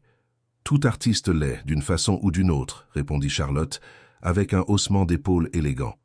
Même votre mentor, le grand Henri Mercier, l'a finalement compris. Pourquoi pensez-vous qu'il a disparu? Parce qu'il en avait assez d'être commercialisé. Elle fit une pause, étudiant Sophie avec des yeux calculateurs. La différence est que vous pourriez entrer dans ce jeu les yeux ouverts, avec quelqu'un comme moi pour vous protéger des pièges. Comme des contrats prédateurs signés dans mon dos? Charlotte rit, véritablement amusée. Vous avez du caractère, j'aime ça. Mon offre reste valable, Sophie. Quand vous serez prête à prendre votre carrière au sérieux, contactez-moi. Avec un signe de tête poli, elle se fondit dans la foule. La rencontre laissa Sophie perturbée, mais aussi étrangement fortifiée. Les paroles de Charlotte, bien que cyniques, contenaient une vérité qu'elle ne pouvait ignorer. Dans ce monde, l'art existait rarement séparé du commerce. La question était de savoir comment naviguer dans cette réalité sans perdre son essence. Ses pensées furent interrompues par l'annonce que la cérémonie d'ouverture était sur le point de commencer. Les invités se dirigèrent vers l'auditorium du musée, où une scène avait été installée. Au premier rang, Sophie aperçut Claire, qui était arrivée avec d'autres amis pour la soutenir. Son cœur se réchauffa à cette vision familière. Le directeur du musée ouvrit la cérémonie avec un discours enthousiaste sur l'importance du festival pour la scène culturelle provençale. Il fut suivi par le secrétaire à la culture de la région et par des représentants des principaux sponsors. Finalement, Mathilde Laurent prit la scène pour présenter les artistes sélectionnés. Un par un, les participants furent appelés sur scène pour une brève présentation. Quand vint le tour de Sophie, l'auditorium éclata en applaudissements plus intenses que la normale, un reflet de la publicité qui avait entouré sa participation. « Sophie Dupont », annonça Mathilde, dont l'œuvre Rencontre est déjà acclamée comme l'une des révélations du festival, représentant la fusion unique entre tradition et contemporanéité qui caractérise la scène artistique marseillaise. En montant sur scène, Sophie sentit le poids de tous les regards. Pendant un bref moment, elle eut la sensation vertigineuse de ne pas appartenir à cet endroit, d'être une imposteur. Puis ses yeux rencontrèrent ceux d'Henri dans l'audience, et quelque chose dans l'expression du vieil homme, fierté mêlée à une tristesse résignée, l'ancra à nouveau. « Merci », dit-elle simplement au microphone. « C'est un honneur d'être ici, représentant non seulement ma vision artistique, mais aussi tous ceux qui m'ont soutenu dans ce voyage, particulièrement la communauté du Vieux-Port, qui m'a accueilli et inspiré. » Après que tous les artistes eurent été présentés, Mathilde annonça une surprise spéciale. Nous avons l'honneur de compter sur une exposition parallèle de nouvelles œuvres d'Henri Mercier, sa première collection publique en plus d'une décennie. Et maintenant, le maître lui-même aimerait dire quelques mots. Un murmure d'excitation parcourut l'auditorium, tandis qu'Henri montait sur scène. Pendant un moment, il parut vulnérable sous les projecteurs, presque fragile. Puis, il redressa les épaules et s'approcha du microphone. « Il y a 3 ans, commença-t-il, sa voix gagnant en force à chaque mot, j'ai subi une crise cardiaque qui a failli m'emporter. À ce moment, j'ai réalisé que je m'étais perdu en chemin, pas seulement comme artiste, mais comme être humain. Je suis venu à Marseille cherchant l'anonymat, la simplicité, une reconnexion avec ce qui compte vraiment. » Il fit une pause, ses yeux rencontrant ceux de Sophie. Au lieu de cela, j'ai trouvé quelque chose que je n'attendais pas, une raison de créer à nouveau. Tandis qu'Henri poursuivait son discours, Sophie remarqua Richard entrant discrètement dans l'auditorium, accompagné d'un groupe d'hommes en costume qui semblaient déplacés dans l'environnement artistique. Il y avait quelque chose dans l'expression du neveu qui l'alarma. « Et c'est pourquoi, continuait Henri, j'ai une annonce importante à faire. Aujourd'hui, j'officialise mon départ définitif de la Fondation Mercier pour les Arts. » Un choc audible parcourut l'assistance. Richard, au fond de l'auditorium, se raidit visiblement. « À sa place, poursuivit Henri, je crée un nouveau projet, l'Atelier Libre Marie Mercier, un espace non commercial dédié aux jeunes artistes sans accès à une éducation formelle. En ars, un lieu où la valeur de la création ne sera pas mesurée par son prix sur le marché, mais par son authenticité et son impact social. » Les applaudissements qui suivirent furent assourdissants. Sophie, cependant, ne pouvait détacher ses yeux de Richard, qui conversait maintenant urgemment avec les hommes qui l'accompagnaient, des gestes agités indiquant sa perturbation. Lorsqu'Henri descendit de scène, il fut immédiatement entouré de journalistes et d'invités VIP, tous avides de détails sur son annonce surprenante. Sophie tenta de s'approcher, mais la foule était impénétrable. Au lieu de cela, elle se retrouva face à face avec Richard, qui s'était rapidement approché. « Nous devons parler, dit-il, son ton urgent. C'est à propos d'Henri. » Hésitante, mais préoccupée, Sophie le suivit jusqu'à un couloir latéral, loin de la foule. L'homme semblait véritablement agité, quelque chose qu'elle n'avait jamais vu chez le toujours contrôlé Richard. « Il commet une erreur catastrophique, » dit Richard dès qu'ils furent seuls, pas seulement pour la Fondation, mais pour lui-même. « Parce qu'il veut créer un espace non commercial ?» questionna Sophie, méfiante. « Parce qu'il est prêt à jeter tout ce que nous avons construit. » Richard passa la main dans ses cheveux, un geste nerveux qui le faisait paraître étrangement vulnérable. « Vous ne comprenez pas. La Fondation n'est pas juste une entreprise, c'est l'héritage de Marie, la raison pour laquelle mon oncle se levait chaque matin après son départ. » La mention de Marie fit se raidir Sophie. « Et qu'est-ce que cela a à voir avec moi ?»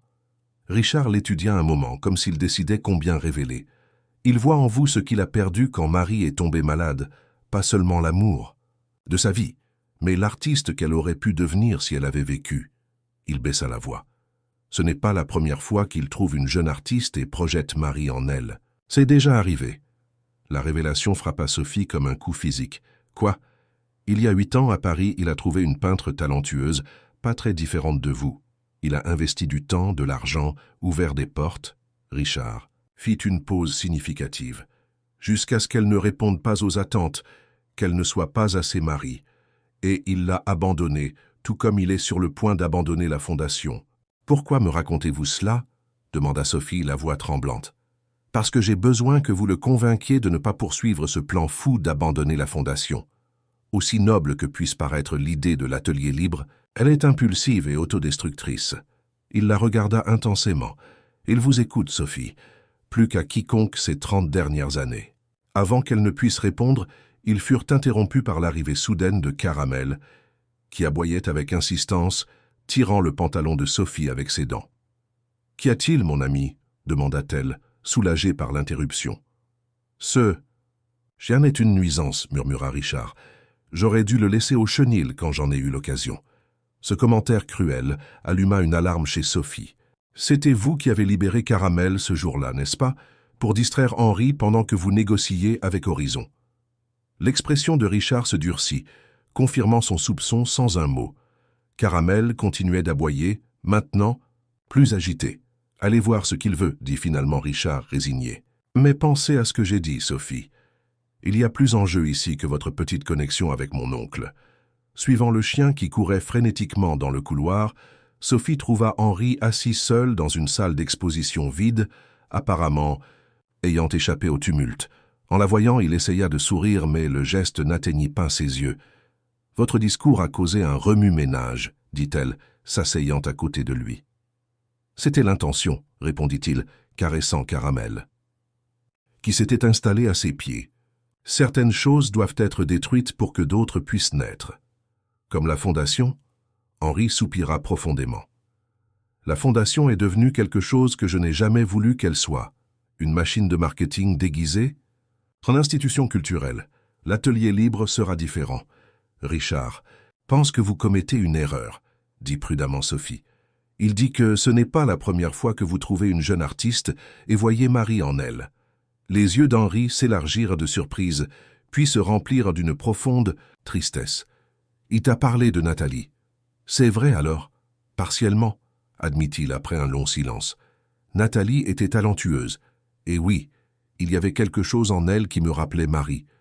J'ai essayé de l'aider, mais pas pour les raisons que Richard insinue. Et pourquoi l'avez-vous abandonnée? La question plana entre eux, lourde comme du plomb. Henri fixa ses propres mains, ridées et tachées par le temps. « Je ne l'ai pas abandonnée, dit-il finalement. Elle m'a abandonné, et avec raison. Parce que je ne pouvais pas la voir pour qui elle était, seulement pour ce que je projetais en elle. Une erreur que j'ai promis de ne jamais refaire. » Il leva les yeux, rencontrant ceux de Sophie. « Une erreur que j'ai craint répéter avec toi, jusqu'à ce que je réalise que ce qui m'attirait dans ton art n'était pas ta ressemblance avec Marie, mais quelque chose entièrement tien, ton authenticité, ton courage d'être vulnérable. » Sur la toile, il y avait une honnêteté crue dans ces paroles qui désarma Sophie. Tout le ressentiment qu'elle avait accumulé depuis la veille commençait à se dissiper. Qu'est-il arrivé à elle? À Nathalie? Un sourire triste toucha les lèvres d'Henri. Elle va bien. Elle a suivi son propre chemin, loin de mon ombre. Qu'elle a une galerie à Barcelone maintenant. Parfois, nous échangeons des emails. Il fit une pause. C'est après cet épisode que j'ai réalisé combien de mal j'avais causé en essayant de contrôler le monde autour de moi. C'est quand j'ai décidé de disparaître. Et maintenant j'essaie de réparer mes erreurs de la seule façon que je connaisse. Il tendit la main, hésitant. Je comprends si tu veux t'éloigner, Sophie, si tu sens que notre amitié a été construite sur de fausses prémices. Sophie contempla la main tendue, pesant tout ce qu'elle avait découvert. Les révélations des dernières 24 heures avaient ébranlé sa confiance, mais en même temps, elles avaient apporté une clarté qui manquait auparavant. Henri n'était pas le mentor parfait qu'elle avait imaginé, ni le manipulateur calculateur que Richard avait insinué. Il était simplement un homme complexe, portant des décennies de joies et de douleurs, essayant de faire de son mieux avec le temps qui lui restait. « L'atelier libre, dit-elle finalement, acceptant sa main. Parlez-moi davantage. » Le soulagement sur le visage d'Henri était palpable.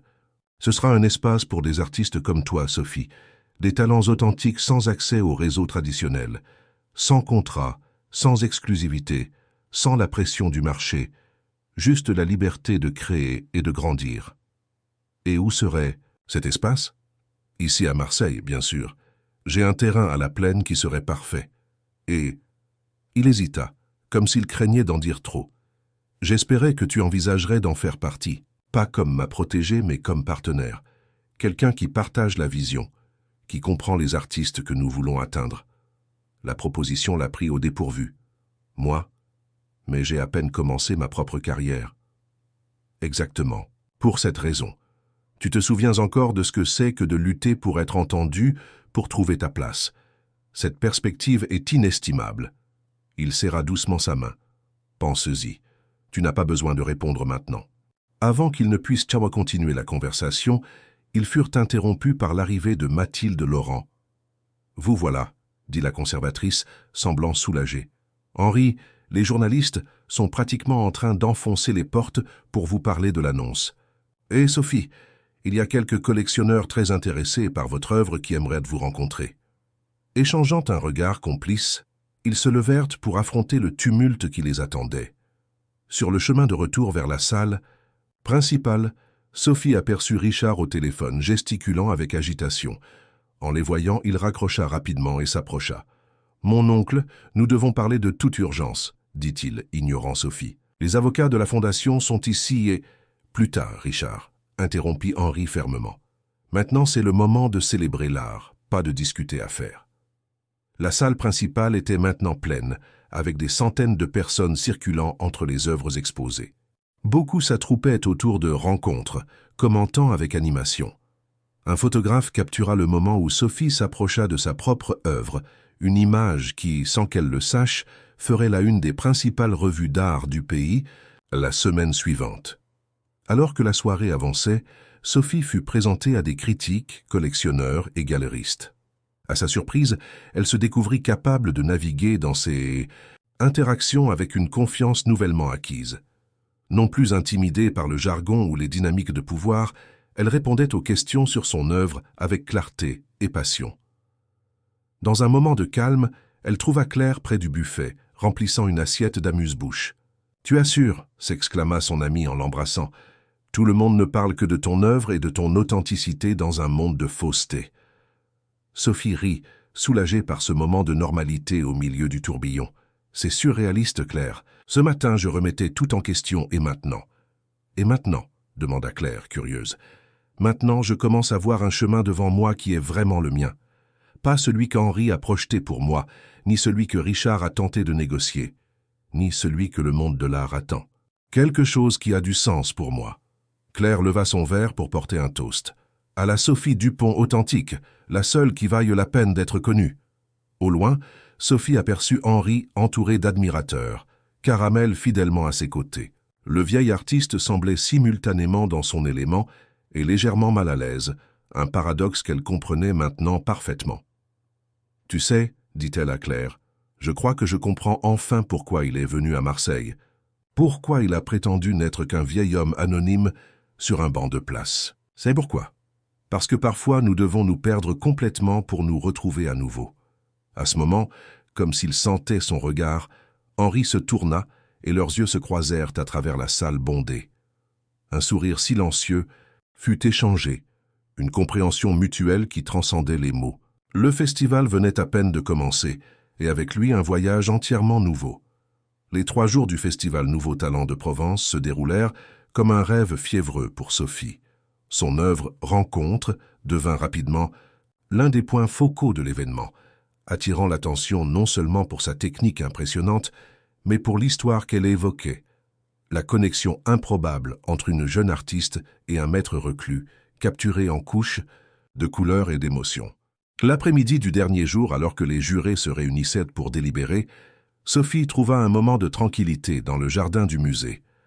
Assise sur un banc de pierre sous l'ombre généreuse d'un platane centenaire, elle observait la Méditerranée scintillant au loin. Le contraste entre l'agitation des derniers jours et la sérénité de ce moment lui offrait une clarté qui avait échappé à ses pensées dans le tourbillon du festival. « Puis-je me joindre à vous ?» demanda une voix familière. Mathilde. Laurent s'approchait, paraissant à la fois épuisée et revigorée par l'énergie de l'événement. Sans attendre de réponse, elle s'assit à côté de Sophie. « Les résultats seront annoncés dans 1 heure », commenta la conservatrice, regardant aussi vers la baie. « Nerveuse ?» Sophie considéra la question. « Étrangement, non. Il y a 3 jours, j'aurais tremblé d'anxiété. Maintenant. » Elle haussa les épaules. « Maintenant, je comprends que la reconnaissance du jury, bien qu'importante, ne définit pas ma valeur en tant qu'artiste. » Mathilde sourit, sincèrement impressionnée. Une leçon que beaucoup mettent des décennies à apprendre, s'ils l'apprennent. Elle fit une pause, choisissant soigneusement ses prochains mots. « Vous savez, quand j'ai appris qu'Henri Mercier avait découvert une jeune artiste à Marseille, j'étais sceptique. Je pensais que ce serait juste un autre cas d'un homme puissant essayant de façonner une carrière à son image. »« Et maintenant ?» demanda Sophie, curieuse. « Maintenant, je vois que quelque chose de rare s'est produit ici. Vous vous êtes transformés mutuellement. » Mathilde se pencha légèrement. « En tant que présidente du jury, je ne devrais pas avoir cette conversation, mais je veux que vous sachiez votre œuvre tiendrait debout par son propre mérite, même sans le nom d'Henri qui y est associé. Elle est authentique, Sophie, et l'authenticité est la denrée la plus rare dans le monde de l'art aujourd'hui. Avant que Sophie ne puisse répondre, elles furent interrompues par l'arrivée de Richard Mercier. L'homme semblait avoir vieilli, de plusieurs années ces derniers jours, avec des cernes profonds et une tension évidente dans sa posture habituellement confiante. « Docteur Laurent, pourriez-vous nous accorder un moment ?» demanda-t-il avec une politesse forcée. Mathilde se leva, lançant un regard interrogateur à Sophie qui acquiesça discrètement. « Je serai dans l'auditorium si vous avez besoin de moi », dit la conservatrice avant de s'éloigner. Richard occupa la place laissée par Mathilde, maintenant une distance respectueuse avec Sophie. Pendant quelques instants, il resta silencieux, comme s'il organisait ses pensées. « Mon oncle a signé les papiers ce matin, » dit-il finalement. « La Fondation Mercier pour les Katz est maintenant officiellement sous ma direction exclusive, et le terrain à la Plaine a été transféré à un nouveau trust destiné au fameux atelier libre. » La nouvelle ne surprit pas Sophie. Henri avait mentionné son intention de finaliser ses arrangements pendant le festival. « J'imagine que vous êtes déçu. » Richard émit un petit rire, sans humour. « Déçu, c'est un mot inadéquat pour décrire ce que je ressens. » Il se tourna pour la regarder directement. « Vous ne comprenez pas ce qu'il fait, Sophie. La Fondation n'est pas seulement une entreprise, c'est le dernier lien tangible entre mon oncle et Marie. Le projet qui les a maintenus ensemble, même après son départ. » Il y avait une vulnérabilité dans la voix de Richard que Sophie n'avait jamais perçue auparavant. Pour la première fois, elle vit au-delà de la façade de l'exécutif froid et calculateur, elle vit le neveu qui avait grandi à l'ombre, d'une relation presque mythique, essayant de préserver ce qui en restait. « Il n'abandonne pas l'héritage de Marie, » dit Sophie doucement. « Il revient à son essence. L'atelier libre est la continuation de leur rêve original, pas sa fin. » « C'est ce qu'il dit, » répondit Richard amèrement. « Mais la Fondation, 30 ans de travail, de construction d'un nom respecté internationalement, continuera. »« Entre vos mains, » compléta Sophie. « Et d'après ce qu'Henri m'a raconté, il n'y a personne de plus qualifié pour l'administrer. Vous avez transformé la Fondation en une puissance dans le monde de l'art.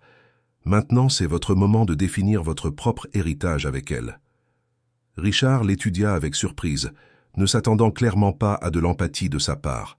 « Il a dit ça? Que je suis qualifié? Il a dit que vous comprenez le monde des affaires d'une manière qu'il n'a jamais comprise, » confirma Sophie, « et que la Fondation en a besoin pour survivre dans le paysage actuel. » Un silence pensif s'établit entre eux.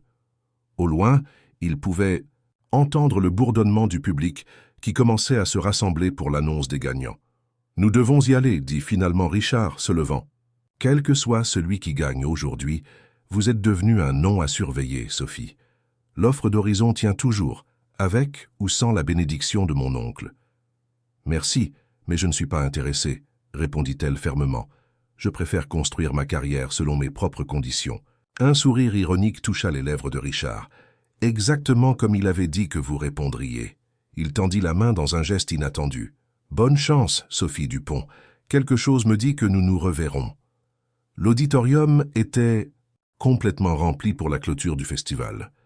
Sur scène, un arrangement de chaises attendait les jurés et organisateurs. Sophie trouva sa place au premier rang, à côté d'Henri et de Caramel, qui avait acquis le statut de mascotte non officielle de l'événement après sa performance remarquable lors de la cérémonie d'ouverture. « Prête ?» demanda Henri, serrant doucement sa main. « Pour n'importe quel résultat, » répondit-elle avec un sourire serein. La cérémonie commença par les remerciements formels aux sponsors et soutiens.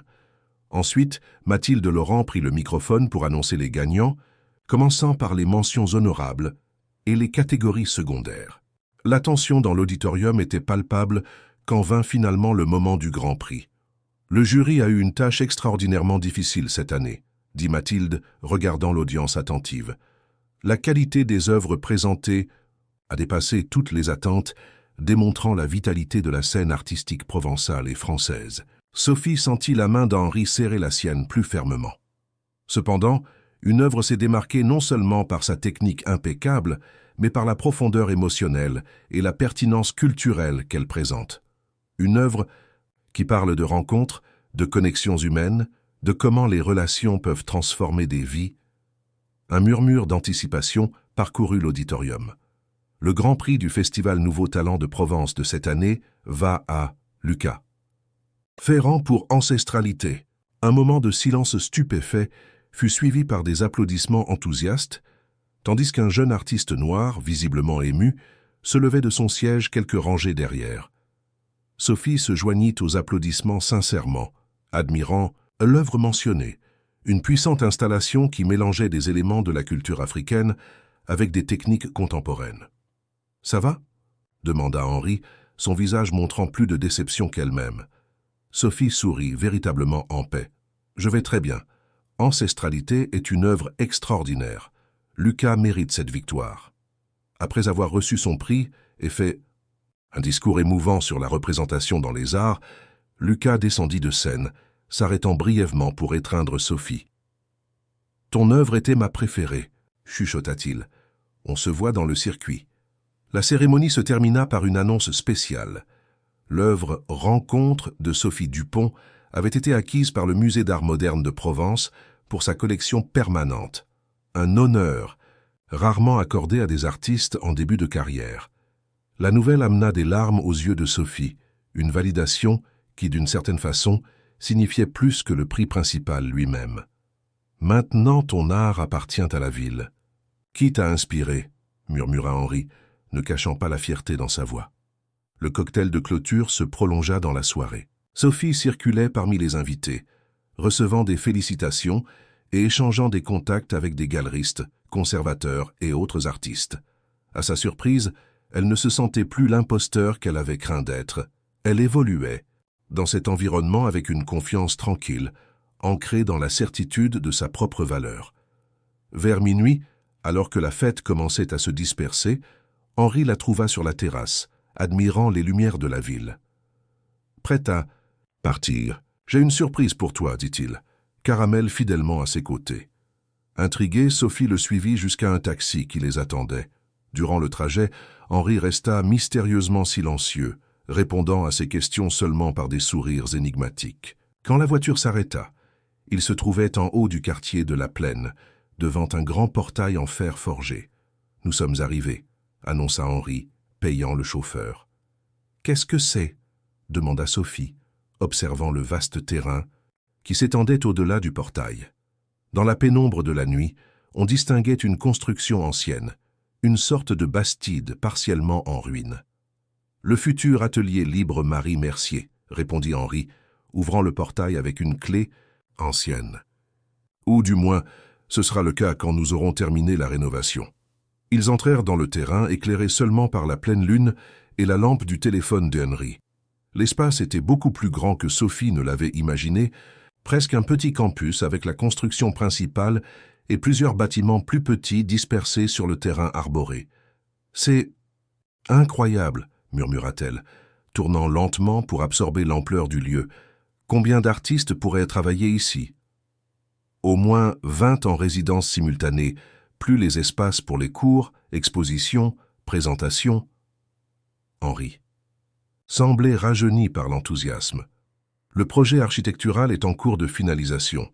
L'idée est de préserver la structure historique, mais de l'adapter pour les besoins contemporains. Énergie solaire, récupération d'eau de pluie, matériaux durables. Ils marchèrent à travers le terrain, tandis qu'Henri détaillait sa vision pour l'espace. À chaque détail partagé, Sophie réalisait combien il avait réfléchi à ce projet bien avant de la connaître. « Cet endroit appartenait à Marie, n'est-ce pas ?» demanda-t-elle finalement, quand ils s'arrêtèrent devant la construction principale. Henri acquiesça, ému. « Nous l'avons acheté ensemble, peu avant. Son diagnostic. Nous avions le rêve de créer un espace pour jeunes artistes, loin des pressions commerciales de Paris. » Il fit une pause contemplant la Bastide. « Après son départ, je n'ai pas eu le courage de faire quoi que ce soit avec ce terrain. Cela semblait injuste de continuer sans elle. Et maintenant je comprends que la plus grande erreur a été d'abandonner notre rêve original. » Il se tourna vers Sophie, ses yeux brillants sous le clair de lune. « J'ai dû te rencontrer pour réaliser cela, pour redécouvrir ce qui compte vraiment dans l'art et dans la vie. » L'émotion dans la voix d'Henri toucha Sophie profondément. « C'est une énorme responsabilité. »« Ce n'est pas une responsabilité, c'est une invitation, » corrigea-t-il gentiment. « Je veux que tu fasses partie de ceci, Sophie. Pas comme ma protégée ou successeur, mais comme partenaire. Quelqu'un qui partage la vision et peut la porter quand je ne serai plus là. La proposition flotta entre eux, chargée de signification. Sophie contempla l'espace autour d'elle, imaginant les possibilités, des jeunes de toutes origines trouvant ici un refuge pour créer, apprendre, grandir. Un lieu où l'art serait valorisé pour sa capacité à transformer, non pour son prix, sur le marché. Oui, répondit-elle finalement, je veux faire partie de cela. Le sourire d'Henri illumina son visage ridé. Caramel, comme s'il comprenait l'importance du moment, aboya joyeusement courant en cercles autour d'eux. « Il y a une chose de plus, » dit Henri, sortant une enveloppe de la poche intérieure de sa veste. « Ceci est pour toi. » Curieuse, Sophie ouvrit l'enveloppe. À l'intérieur, elle trouva des documents légaux qui lui coupèrent le souffle. Des papiers officiels la nommant copropriétaire du terrain et cofondatrice de l'atelier libre Marie Mercier. Henri, c'est « je ne peux pas accepter quelque chose de aussi précieux. Ce n'est pas un cadeau, Sophie, c'est un investissement dans l'avenir dont nous rêvons ensemble. » Sa voix était ferme, résolue. Marie aurait approuvé. En fait, je suis certain qu'elle t'aurait adoré. Ces mots touchèrent quelque chose de profond en Sophie, non pas de la jalousie ou de l'inconfort, comme elle aurait pu ressentir des jours auparavant, mais un sentiment de connexion avec une femme qu'elle n'avait jamais connue, mais dont l'héritage elle aiderait maintenant à perpétuer. « Merci, dit-elle simplement, sachant qu'aucun mot ne pourrait exprimer adéquatement ce qu'elle ressentait. 6 mois plus tard, l'atelier libre Marie Mercier ouvrit ses portes avec une exposition inaugurale qui réunissait des œuvres d'artistes établis et émergents, incluant de nouvelles créations d'Henri et Sophie. L'événement attira l'attention nationale, non seulement pour la qualité des œuvres exposées, mais pour le modèle innovant qu'il proposait, un espace véritablement dédié à l'art comme outil de transformation sociale.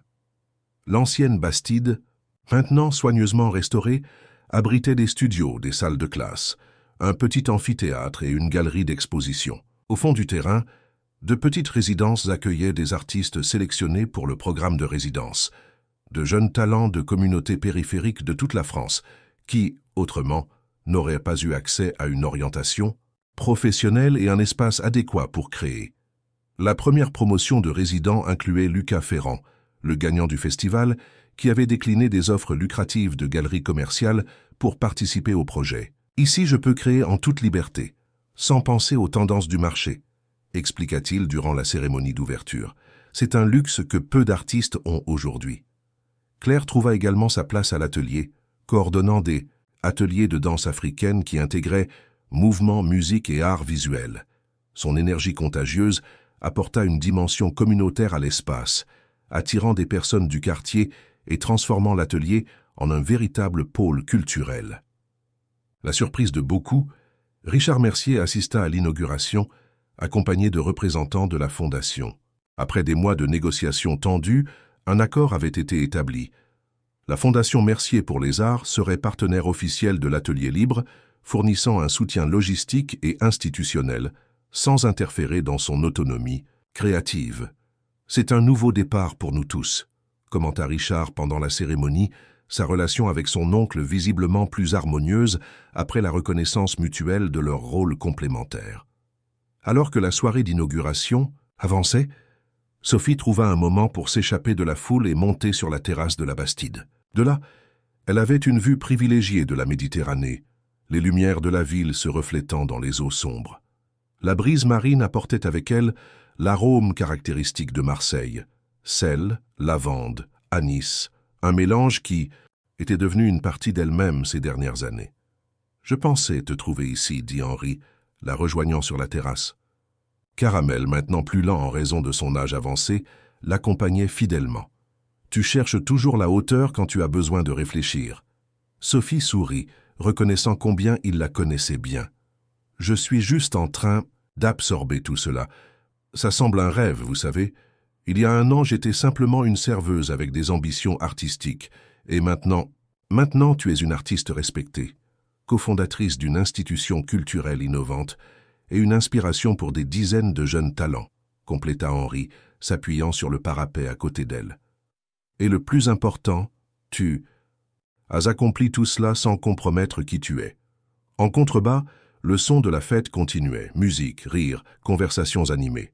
Artistes, étudiants, soutiens, tous réunis pour célébrer non seulement l'ouverture d'un espace physique, mais la naissance d'une idée. « Savez-vous ce qui m'impressionne le plus ?» commenta Sophie. « Comment tout a commencé avec un simple café sur la place du Vieux-Port. Et un chien caramel intrusif, ajouta Henri, caressant la tête du fidèle compagnon.